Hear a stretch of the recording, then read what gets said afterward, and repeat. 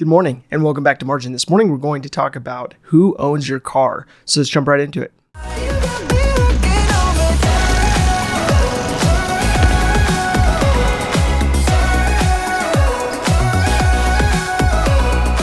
So I hate to break it to you, whether you have a lease through an institution or through a manufacturer, or you have a loan through a bank or institution on a purchase of a vehicle, you don't own that vehicle. At the end of the day, they have an agreement with you for you to either pay off the vehicle if it is purchased or to pay a payment for a period of time until you return the vehicle at the end of the lease term. If you purchased a vehicle, you'll have a title. A title has a lien associated to it, and that lien will be in place until you pay off that vehicle. So it is not free and clear until you actually pay the payments to pay off the loan accordingly. So about 50% of Americans have a loan on a vehicle. That means a vehicle that they are paying off over a period of time as a purchase. Another 25% have taken out a lease on a vehicle. So overall, you have about quarters of the population that have taken out either a loan or a lease on a vehicle. Now that amount actually increases from a lease standpoint if you get into the premium vehicles. So if you go buy a luxury vehicle, about 50% of those buying that luxury vehicle actually end up leasing them. And so through that duration of time, they basically lease the vehicle, which is a glorified version of renting the vehicle for the term or the period of time that they have the vehicle for before the lease expires and they have to return the vehicle. So if you're looking at picking up a vehicle, you may be looking at either purchasing a vehicle or leasing a vehicle. Leasing a vehicle really just at a simplified level means that you are doing a long-term agreement to rent the vehicle. Now, of course, there's a number of different components that the manufacturer or the institution accordingly take into consideration. But predominantly what they look at is the residual value. That means what the MSRP or the negotiated price is minus depreciation, equaling a residual value after 2 to 3 years or however long the term is that you end up leasing that vehicle for. So when you're looking at the Monroney label or the MSRP that's on that window sticker, you may also see an addendum off to the right side of that window sticker that basically shows any additional options that the dealer may have added. Now you have to be mindful of looking at what has been added to the vehicle beyond the destination charge, beyond the cost of what the suggested retail price is from the manufacturer. And it's important to look at that because many times dealers mark up the vehicle based on rarity or based on special equipment or based on adding in some kind of theft device or some kind of tent or some kind of vehicle protection film or things like that they have large margins in. So what you want to look at is not only the MSRP, not only that window sticker, but also the supplemental additions that the vehicle has had on it because of being at that dealership. So when looking at how a dealer calculates the lease payment for a specific vehicle, you're going to first look at what that MSRP is on that vehicle, that suggested retail price. Then from there, you'll be able to see, okay, what incentives are provided by the manufacturer or the dealer itself.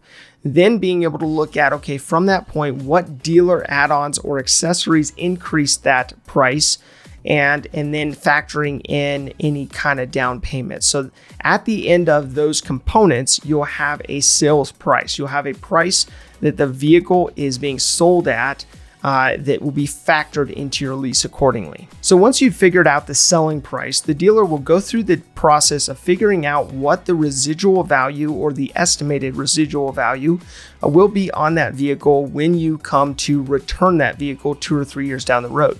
So they'll factor in the money factor, which is essentially the interest rate that you would be paying on the vehicle, even though it's a little bit hard to calculate. based on how leases operate. But they'll also factor in the depreciation for that vehicle over the time that you have the vehicle. They'll factor in mileage, they'll factor in wear and tear, and they'll also factor in various fees, registration fees or documentation fees or aspects like that. And so what you want to do is look at not only the sales price, but all the fees and the effective interest rate that you'll be paying on that lease. Then you can compare it directly to that vehicle if it were a purchase, if you were purchasing that vehicle. So boiled down even further, a leasee, as in if you are leasing a vehicle, you're the leasee, is leased a vehicle for a finite period of time. Now that leased vehicle is based on the residual value or the value that that vehicle will have when the lease comes to be expired, when it expires 2 years, 3 years down the road, and when you hand those keys back. Whereas if you purchase a vehicle, it's going to be based on what it would cost to actually pay off that vehicle. And at the end of the term of paying off that vehicle, you keep the vehicle. So when you're looking at the two options, just be mindful of the fact that a lease at its boiled down level is renting a vehicle that you end up handing back. You don't have the asset at the end of the day after making 2 or 3 years of payments.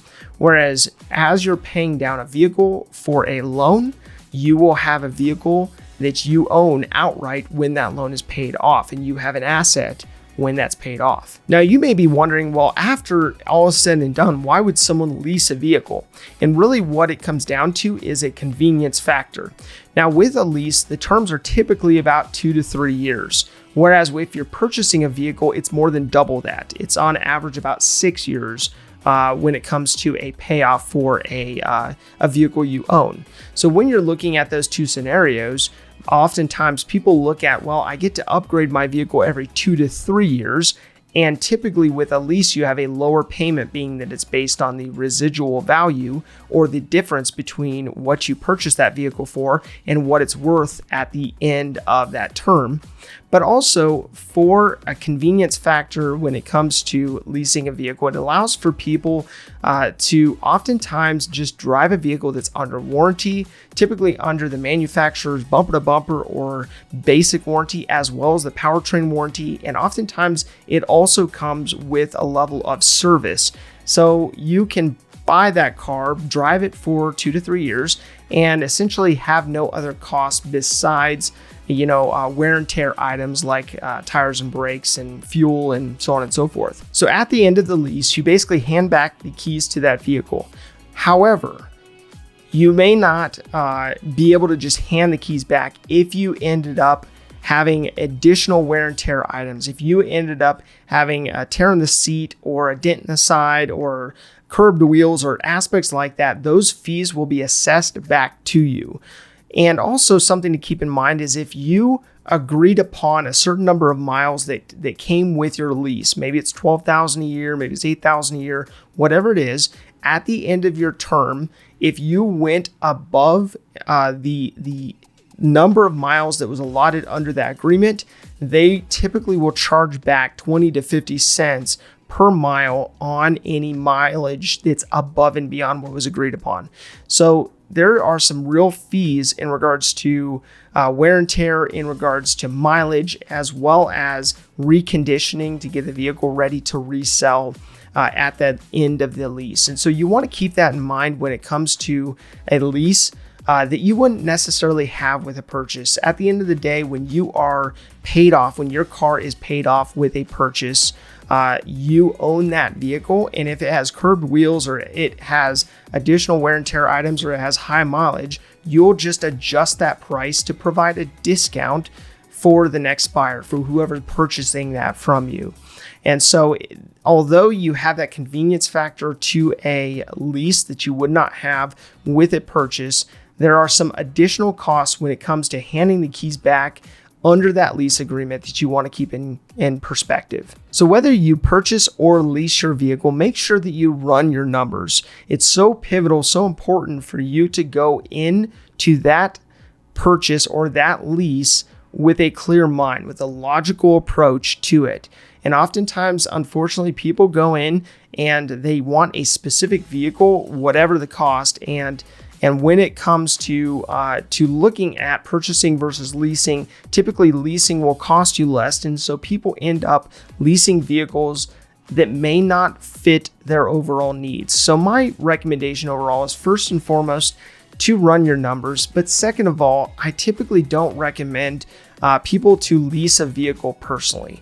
I don't recommend for people to have a vehicle that they are renting over an extended period of time, instead of buying a vehicle with margin in mind that then they can ensure that it's not something that ends up costing them a great deal over the period of time that they own it. So being that this is the second most expensive asset most people purchase, you want to be extra mindful of making sure that this isn't something that ends up being a weight on you, that ends up being a decision that makes you car poor. So my call to action today comes down to looking at your options carefully, understanding if you are going to get a lease or you're going to get a car loan, that you run the numbers, that you look at what the effective interest rate is on both of those options, that you look at the various fees, that you look at the cost of operating a vehicle to see if it makes sense, and to see, okay, well, if it doesn't make sense, what are my options otherwise? So evaluate what vehicles you have, what purchases or leases you have in place, as well as looking at going forward what needs to change. If this information is helpful to you, please do like, subscribe, and hit the notification bell so you're reminded to come back on a daily basis and improve in managing your personal finances.